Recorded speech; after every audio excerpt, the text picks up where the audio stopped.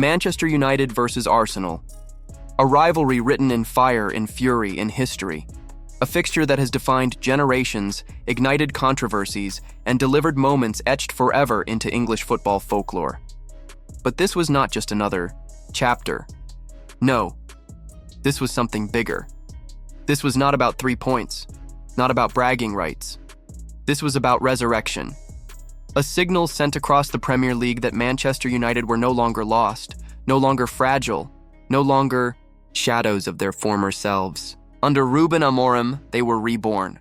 Just months ago, Old Trafford was drowning in despair. A club stripped of identity, stumbling through yet another season of mediocrity. The numbers were brutal. The football was worse. The fans were tired of false dawns. Manchester United were adrift, and many wondered if they could ever truly return. But Amorim stared into the chaos and promised a future. In his first press conferences, he didn't flinch. "The storm is coming," he declared. Less a warning, more a prophecy. And now, 6 months later, the storm had passed. The skies were clearing. Against Arsenal, on one of English football's grandest stages, United unveiled their new self. This wasn't chance. This wasn't luck. This was structure. This was precision. This was football with purpose. The numbers told their own story.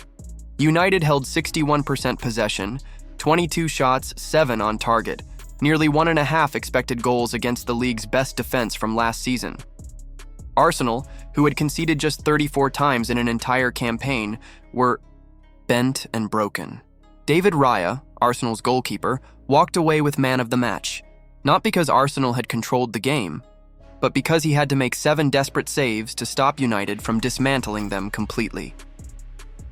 When a keeper is your savior, survival is the only headline. Arsenal had been exposed, and Amorim's system was the reason why. But this transformation was no overnight miracle. It was slow, painful, ruthless. Piece by piece, Amorim carved out a new Manchester United. Dead weight was cut away. Rashford, Garnacho, Sancho, names once considered the future, told their time was up. Harsh? Maybe? Necessary? Absolutely.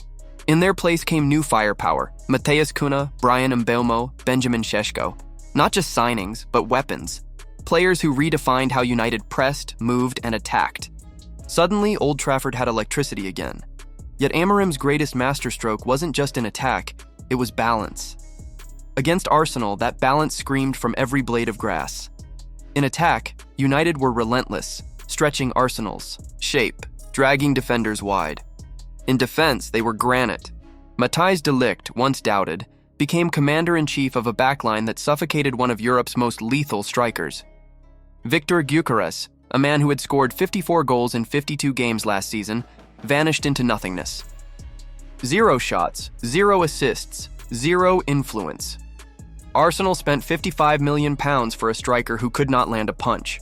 It wasn't domination, it was humiliation. This is what Amorim promised: a United that attacked with fire and defended with steel. A team that bent possession to its will, carved through the strongest defenses, and suffocated the most dangerous forwards. For the first time in years, United looked like a side with identity, with a plan, and the message was deafening. This wasn't a fluke. This was the formula. To understand the weight of this moment, you must remember where United were when Amorim first arrived. 14th in the league, broken, humiliated. Their Europa League final ended in disaster, beaten by Tottenham, a side flirting with relegation, without conceding a single goal. Wins in the opening 9 games, 7 wins in 26 under Amorim, 24 points in 25 matches. It was catastrophic. Fans lost faith, pundits mocked. Delusional, some said. His system will never work in England, others insisted. Old Trafford's weight would crush him like it had crushed so many before. But Amorim never bent. He never compromised. He doubled down on his 3-4-2-1, the system that defined his success in Portugal. To critics, it was stubbornness. To Amorim, it was clarity. He believed once the players breathed the system, lived it, trusted it, results would come. And slowly, painfully, he was proven right. This summer was the turning point. For the first time, Amorim had the time and authority to shape United fully in his image. No patchwork, no excuses, his squad, his philosophy, his identity. And against Arsenal, it was unmistakable. Arteta came armed with his pressing machine, targeting Casemiro, funneling play into Arsenal's traps. But Amorim had prepared. De Ligt stepped out from defense, Bruno Fernandes drifted higher, and United outnumbered Arsenal in midfield. Calmly, ruthlessly, they broke the press. When Arsenal shifted, United adapted. When Arsenal pressed, United escaped. This was not chaos. This was control. And yet, the final scoreline favored Arsenal. On paper, they edged it. But for anyone who watched, the truth was obvious. This was not defeat. This was declaration. A statement that Manchester United had found their identity again. The headlines may talk about Cunha's dribbles, Mbeumo's bursts, Mount's intelligence. But the real story was bigger. United were no longer fragile. They were structured. They were bold.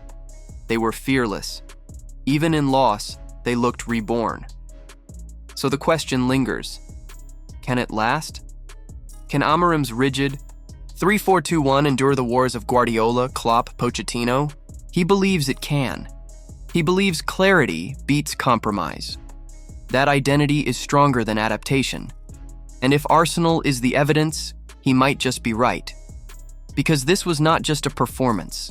This was a blueprint, a roadmap for the future. United are not yet ready to topple City or Liverpool, not yet ready to reclaim the crown.